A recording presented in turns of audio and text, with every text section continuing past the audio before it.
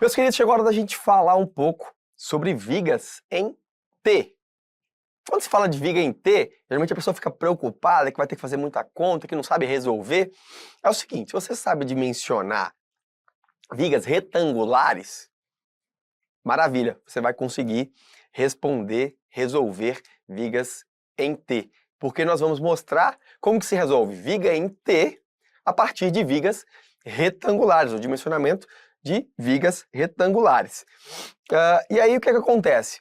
A representação da seção em T, na verdade, é o que a norma traz, de uma estrutura que foi modelada de vigas trabalhando em conjunto com lajes. Quando essa estrutura for modelada sem a consideração automática da ação conjunta de lajes e vigas, esse efeito pode ser considerado mediante a adoção do que nós falamos de largura colaborante, que é essa largura de laje associada à viga e que na prática, para fins realistas, né, na prática o que vai acontecer é muito mais o trabalho solidário, conjunto, principalmente quando nós estamos diante de uma estrutura monolítica, uma estrutura de concreto, onde esses elementos eles vão trabalhar em conjunto. Isso é que forma uma seção T. Nós temos a largura da viga, nosso BW, e a largura da laje colaborante. Fica com essa seção em T, exatamente derivada aqui dessa parte da nossa laje. E para o dimensionamento, como é que nós vamos fazer? Bom, tem dois casos, né? Quando a linha neutra ela fica dentro da mesa, que nesse caso nós estamos vendo aqui que a linha neutra está representada por esse tracejado, como ela está dentro, ou seja, x é menor que HF, que é a altura da mesa superior, veja, nós temos a largura colaborante da laje, BF, e aqui nós temos HF, que é a altura colaborante da laje. Quando nós temos este caso, o que acontece? O concreto comprimido está representado aqui achurado. E o concreto tracionado, lembre-se que ele é desprezado no estado limite último. Então, não existe concreto resistindo à flexão no dimensionamento quando ele está tracionado. Resultado disso daqui é que eu posso considerar, neste caso, uma viga retangular, onde há uma área de concreto comprimida que vai entrar e duas barrinhas aqui de aço, que é o meu AS. Simplesmente é o dimensionamento como viga retangular, porque nada disso que está em branco aqui, interessa para o dimensionamento, só interessa a área achurada e o meu AS. Então, viga retangular, normal. Ora, agora no segundo caso, se x é maior do que a altura colaborante da mesa, significa que eu estou aqui dentro da alma, né, da nossa seção T, e não na mesa superior. Se eu estou dentro da alma, daí, então, toda a parte comprimida precisa, ou pelo menos considera-se que é toda a parte comprimida de concreto, ajuda no dimensionamento. E aí, o que eu posso fazer? Ora, para dimensionar o meu AS, eu divido em duas partes. Primeiro, secciono aqui e secciono aqui e faço uma viga retangular com essas abas, né? Essa largura colaborante aqui adicional à largura da viga, que é BF menos BW. Mais uma vez, estou diante de uma seção retangular. Seção retangular na qual somente importa a área de concreto comprimida e o meu AS. Só que o AS calculado neste ponto não é o AS total, é só um AS das abas, digamos assim. Eu preciso agora pegar o núcleo central aqui até a altura da linha neutra, eu considero que o meu concreto colabora. E o restante também não me interessa, só vai me interessar o meu ASW. Então o que eu faço? Pego uma seção retangular, veja a posição da linha neutra, for dentro da mesa, seção retangular, viga retangular normal. Fora da mesa, já dentro da alma, divido em duas partes e torno então o dimensionamento como duas vigas também retangulares. Perceberam? Claro que no final aqui, neste último caso, eu preciso somar o AS que foi demandado no cálculo das abas e o AS no cálculo do núcleo aqui central da minha viga. Só isso. Esse é o entendimento do dimensionamento.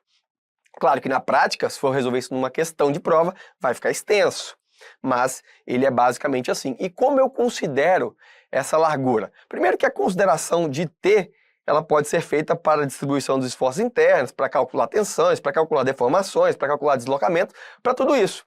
Tudo isso que de uma forma mais realista, que é, como eu disse, é o que acontece na prática.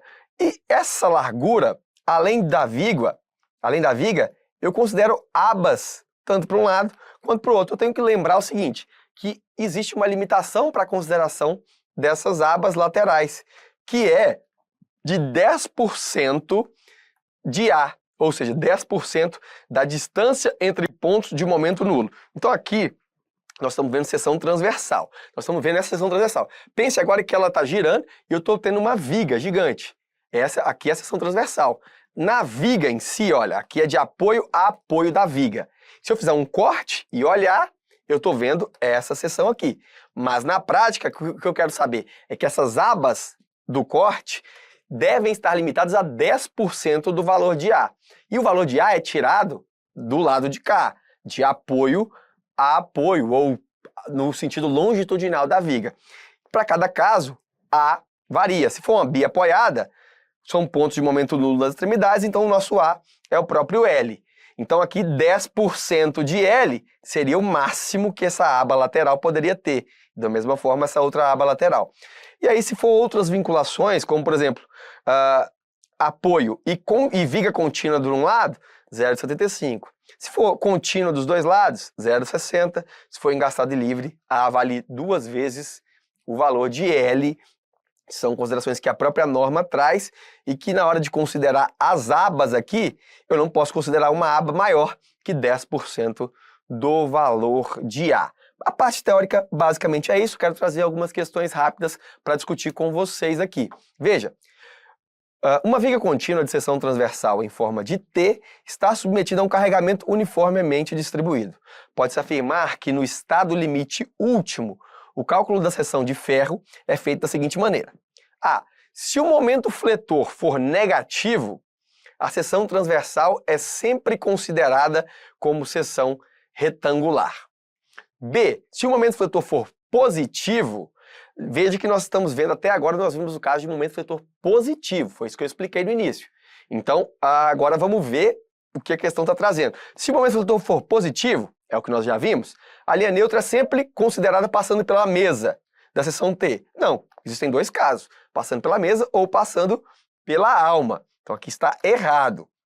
Se o momento fletor for negativo, tudo bem, ainda não vi o momento fletor negativo. A seção da viga não depende do sinal do momento fletor nem da posição da linha neutra. E por último, se o momento fletor for positivo, a linha neutra é sempre considerada passando pela nervura, que a gente falou ali na mesa, né? Eu chamei de mesa, mas talvez o correto seria chamar de nervura da seção T. Se for positivo, é sempre passando pela nervura? Não. Então aqui a gente vê que se for um momento positivo, ela pode estar passando na mesa ou na nervura, tanto faz. Então aqui também é falso. Ficaram 3 alternativas para a gente discutir. Olha, é o seguinte, quando nós temos um momento fletor negativo, o que a gente viu se inverte. Na verdade, quando o momento fletor é negativo, eu vou ter o quê? A parte de cima da viga tracionada e o concreto colaborante, que é o concreto comprimido, para um momento negativo, um momento que traciona em cima e comprime embaixo, um momento solicitante de cálculo, a avaliação se inverte. E veja, Guilherme, mas essa linha neutra não poderia também subir lá para a mesa? Até poderia. Só que existe o que a própria estrutura de concreto, né, a própria norma, ela pede que a relação, esse aqui é o nosso X, porque o X era calculado em relação ao bordo comprimido até a linha neutra. Para fins de momento positivo, nosso X está aqui, bordo mais comprimido até a linha neutra. Quando o momento é negativo, o bordo comprimido se inverte, vai lá para baixo. E aí eu fico com uma figura mais ou menos desse jeito aqui. Acontece que aqui x pode ir crescendo e a linha neutra pode ir descendo. Olha aqui. E aqui também, a linha neutra, nesse caso da esquerda, a linha neutra pode ir subindo, mas ela tem um limite. Qual que é o limite que a norma pede? Ela fala que a relação x sobre d tem que ser menor ou igual a 0,45 para garantir a ductilidade das peças.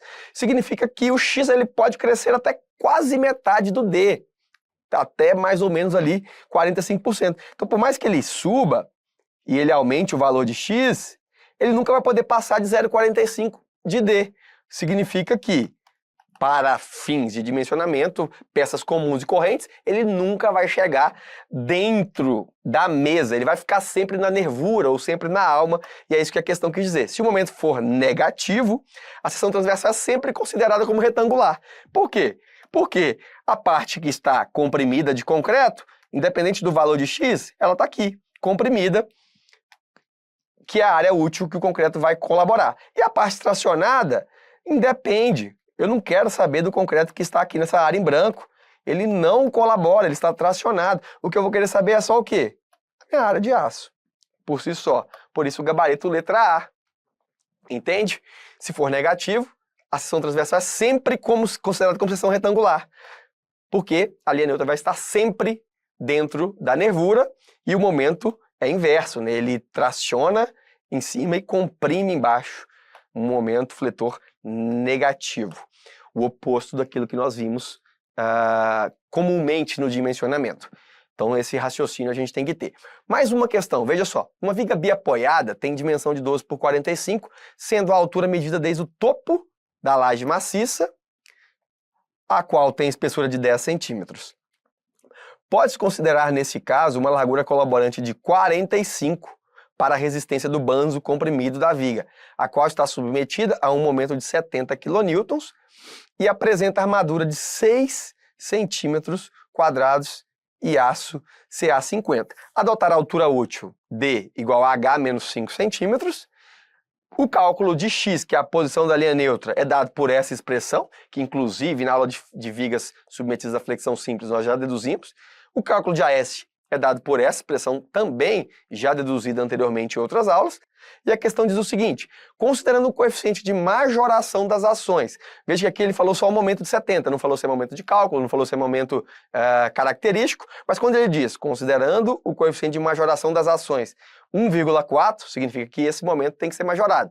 E o concreto C20, ou seja, FCK de 20 MPa, a posição da linha neutra nessa viga passa, e aí ele quer saber por onde passa a posição da linha neutra. Como nós já vimos, tem dois casos. Viga retangular, o dimensionamento quando passa dentro da mesa. Quando a seção tem linha neutra, aqui é o x da linha neutra, passando na nervura, nós vamos dimensionar em duas partes. Fracionar aqui o dimensionamento, são esses os únicos dois casos. Lembrando, nossa viga do problema tem 45 por 45, com 45 de largura colaborante com 45 de altura, sendo dessa altura 10 centímetros apenas de mesa, ou seja, colaboração da laje. O desenho seria mais ou menos esse daqui, então. Aqui 45 por 10 da laje e aqui 35 por 12 da viga. Qual é o momento característico? Está aqui, 70. FCK está aqui, AS está aqui, FYK está aqui e o D, que é H menos 5, ou seja, 45 menos 5, 40. Tudo isso foi dado do problema. Recaímos aonde? No diagrama simplificado, o diagrama retangular, para dimensionamento de estruturas de concreto. Daí, veja, resultante de tração no aço, lembrando que isso daqui a gente chama de RST também, é FYD vezes AS. Ele me deu AS aqui. Olha que maravilha. E eu já sei que o FYD nada mais é do que 500 dividido por 1,15, que é o coeficiente de minoração das tensões resistentes do aço no concreto armado. Chego à conclusão que minha força, né, resistente aqui no aço, tracionada de 260,9. Esse aço está sofrendo uma força de 260,9 kN. Maravilha. Se eu sei que por somatório de forças horizontais por o equilíbrio deste elemento aqui seccionado, RCC tem que ser igual a RST, aqui a gente chama também de resistência à compressão do concreto, resistência solicitante do aço à tração. E o RCC, quem é esse cara? Bom, esse cara é a multiplicação da tensão vezes a área do concreto. Se eu tenho tensão vezes área, eu tenho a força resultante. Então é a tensão vezes a área. Só que a tensão, para o diagrama simplificado, é 0,85 de FCD, considerando aqui o 0,85 do nosso efeito Rush, ou carga de longa duração. E quem é a AC? Ora, a AC é 0,8 de X vezes a base, vezes aqui, ó, a base da minha viga, BF. Então, fazendo essa substituição, isolando, claro, o nosso X, nós vamos achar que X vale aproximadamente 6 centímetros. Se X vale aproximadamente 6 centímetros, significa que nós estamos falando aqui, ó, de algo dentro da mesa e não dentro da alma ou da nervura.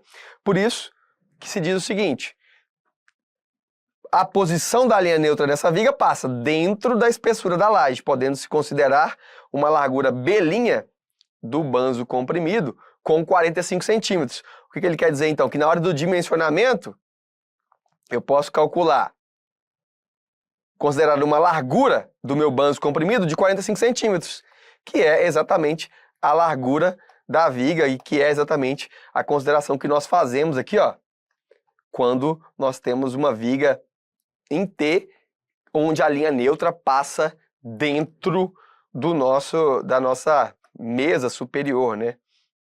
Do nosso banzo aqui, no caso, comprimido. Maravilha? Entenderam essa diferença aí, né? Na verdade, essas duas formas de calcular a seção em T, na maioria das vezes, essa seção em T não são cobradas, mas se forem, você sabe que você pode reduzir isso a uma seção retangular. Tá ok? Um grande abraço e até a próxima.